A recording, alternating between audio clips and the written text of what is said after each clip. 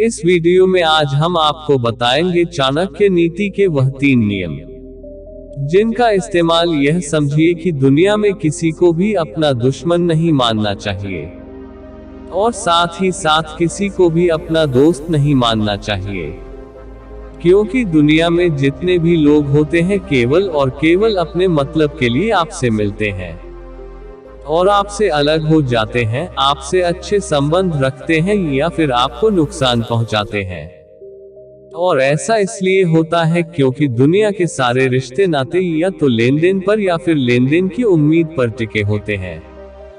कोशिश बस इस बात की जानी चाहिए कि किसी भी इंसान से डील करते समय किसी भी हालत में हमारा कोई भी नुकसान नहीं होना चाहिए, और अगर संभव हो तो सामने वाले का भी नुकसान नहीं होना चाहिए। यानी हम इस बात को कभी भी नहीं चाहते कि सामने वाले को भी किसी परिस्थिति में हमारी वजह से कोई नुकसान हो। लेकिन अगर परिस्थिति कुछ इस तरह की बन पड़े कि हम में और सामने वाले में से कोई एक ही जिंदा रह सकता है, तो फिर हमारी मजबूरी यह है कि जिंदा तो फिर हमें ही रहना पड़ेगा। पिछले 1-1.5 मिनट में मैंने जो कुछ भी बोला है, आचार्य चाणक्य ने अपने जीवन में जितना कुछ भी लिखा है यह उसका सार था। बहुत ही अच्छी बात है, पर परेशानी असल में ये रहती है कि दुनिया में ज्यादातर लोग जो आपको मिलते हैं, आप माने या ना माने, आपसे ज्यादा शक्तिशाली होते हैं। बहुत कम लोग ऐसे होते हैं जो आपके ही बराबर के होते हैं, और पूरी की पूरी दुनिया में लगभग ना के बराबर ही लोग ऐसे होते हैं जिन्हें अगर आप नुकसान पहुंचाओ तो वह बदले में आपका कुछ भी नहीं बिगाड़ पाएंगे। और इसलिए आचार्य चाणक्य ने 3 तरीके बताए हैं, और इस तरह के बताए हैं जिनका इस्तेमाल असल में इसलिए किया जाता है ताकि हम अपने से ज्यादा ताकतवर, हमारे बराबर ताकतवर और हमसे कम ताकतवर लोगों के साथ इस तरह के संबंध बना सके जिनसे अगर फायदा हो तो हमें सबसे ज्यादा हो, अगर नुकसान हो तो हम सबका हो, बहुत बुरी तरह से हो, पर हमारा जो नुकसान हो वह सबसे कम हो। सबसे पहला तरीका होता है संधि। देखिए, ना तो सभी लोगों से जीता जा सकता है और ना ही सभी लोगों से लड़ा जा सकता है, और इसीलिए अपने से ज्यादा ताकतवर, अपने बराबर ताकतवर और अपने से कम ताकतवर लोगों के साथ अच्छे संबंध बनाकर रखना चाहिए, और साम और दाम का इस्तेमाल करके, यानी कुछ भी करके कोई ना कोई ऐसा रास्ता जरूर निकालना चाहिए जिसमें सामने वाले को भी और हमारी भी संतुष्टि हो जाए और दोनों का काम शांति से होता रहे। इस चीज को भी समझिए कि आप चाहे कितने भी ताकतवर क्यों ना हो और चाहे सामने वाले को चींटी की तरह क्यों ना मसल सकते हो, तो भी आपको इस बात की कोशिश हमेशा करनी चाहिए कि जो कुछ भी मामला है शांति से निपट जाए।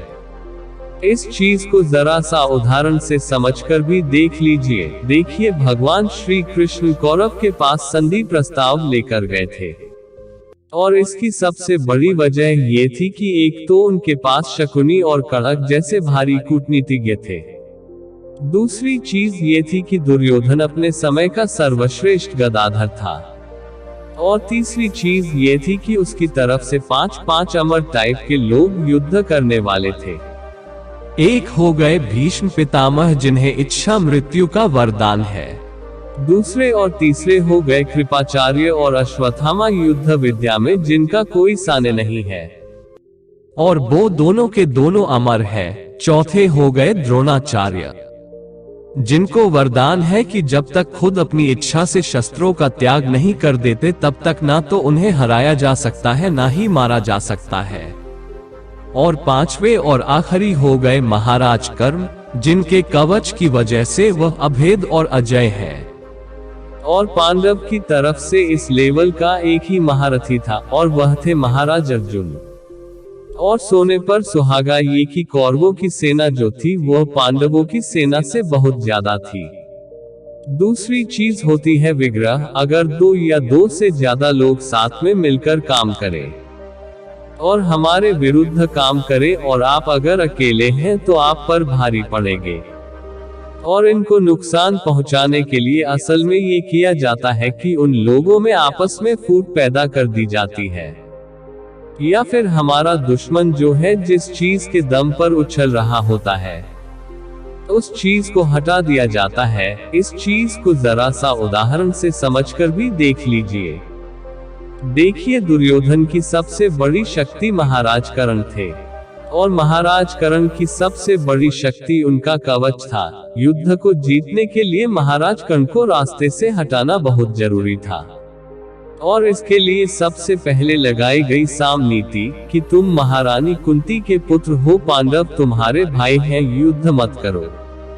फिर लगाई दाम नीति, भाई तुम्हारी सबसे बड़ी परेशानी यह है कि तुम्हें समाज में सम्मान नहीं मिला, सम्मान भी लो और हस्तिनापुर का राज्य भी ले लो, युद्ध मत करो। नहीं माने तो फिर लगाया गया भेद नीति, और माता कुंती को भेजकर वचन लिया कि अर्जुन के अलावा किसी भी पांडव को नहीं मारोगे, और देवराज इंद्र को भेजकर कवच ले लिया, और बदले में जो दिव्यास्त्र मिला था उसे घटोत्कच पर बेकार करवा दिया। यानी महाराज कर्ण की सबसे बड़ी शक्ति जिसकी वजह से थी वह वजह ही खत्म हो गई, तो महाराज कर्ण भी खत्म हो गए। और महाराज कर्ण जब खत्म हो गए तो दुर्योधन जिसकी वजह से सबसे ज्यादा उछल रहा था वह वजह भी खत्म हो गई।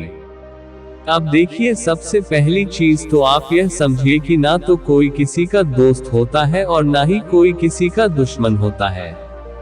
लोग अपनी जरूरत और परिस्थिति के अनुसार आपके साथ दोस्तों की तरह या फिर दुश्मनों की तरह व्यवहार करते हैं, और इसी से अगर आप इस बात को समझना चाहते हैं कि सामने वाला जो है आपका दोस्त है या दुश्मन, और आगे चलकर आपको फायदा पहुंचाएगा या नुकसान, तो उसके लिए आपको उसकी जरूरत और उसकी परिस्थिति को समझने की कोशिश करना चाहिए। अब सवाल ये होता है कि दुनिया में अलग अलग तरह के लोग होते हैं, उनकी अलग अलग तरह की जरूरतें होती हैं, और उनकी अलग अलग तरह की परिस्थिति होती है, तो फिर इस बात का एकदम सटीक अंदाजा किस तरह से लगाया जा सकता है कि कौन सा बंदा दोस्त होगा और कौन सा बंदा दुश्मन। और देखिए, दुनिया में 4 तरह के लोग होते हैं। सबसे पहले तरह के लोग होते हैं वह लोग जो किसी ना किसी वजह से या फिर बिना किसी वजह के आपके दोस्त होते हैं। दूसरी तरह के लोग वह होते हैं जो कि किसी ना किसी वजह से या फिर बिना किसी वजह के आपके प्रतिद्वंदी यानी आपके दुश्मन होते हैं। तीसरी तरह के वह लोग होते हैं जो किसी ना किसी वजह से या फिर बिना किसी वजह के आपके दुश्मन बन जाते हैं। और चौथी और आखिरी तरह के लोग वो होते हैं जिन्हें किसी भी वजह से आपसे कुछ भी लेना देना नहीं होता, पर किसी ना किसी दूसरे की वजह से यह आपका फायदा या नुकसान पहुंचा सकते हैं। इस चीज को जरा सा उदाहरण से भी समझ लीजिए। मान लेते हैं कोई बंदा है जिससे आपको कुछ लेना देना ही नहीं है, वह अपने घर पर बैठा है, कुछ पढ़ाई कर रहा है, इतने में आपका दोस्त गया और उसने जाकर उसको मारना पीटना शुरू कर दिया। अब यहाँ पर साथ हम अपने दोस्त का ही देंगे, और इसलिए देंगे क्योंकि वह हमारा दोस्त है। इसलिए ईश्वर हमें तेज दिमाग दिया है, सोचने समझने की क्षमता दी है, और सबसे बड़ी बात ईश्वर ने हमें जानवर नहीं बनाया, क्योंकि हमारे अंदर सोचने समझने की क्षमता है। हम सही और गलत क्या है जान सकते हैं। कुछ करने से पहले उसके बारे में अच्छा से सोच सकते हैं। हम इस संसार में जो चाहे कर सकते हैं, क्योंकि हम इस संसार का सर्वश्रेष्ठ प्राणी है। लेकिन एक बात, मनुष्य को जो भी कुछ करना होता है उसके बारे में अच्छा से सोच समझकर सही और गलत को नजर में रखकर अपना कार्य करना चाहिए, क्योंकि यदि मनुष्य बिना सोचे समझे अपना कार्य करेगा और धर्म को छोड़कर अधर्म के मार्ग पर चलेगा, उसमें और एक जानवर में कोई फर्क नहीं। फिर अभी ऐसे व्यक्ति को आप यदि जानवर कहेंगे, जानवरों का अपमान होगा। इसलिए हमेशा एक व्यक्ति को जो भी करना है अच्छा से सोच समझकर करना चाहिए। दोस्त, आज के लिए इतना ही। वीडियो अच्छा लगा तो शेयर, सब्सक्राइब, लाइक जरूर करें। फिर मिलेंगे अगले वीडियो में। वंदे मातरम।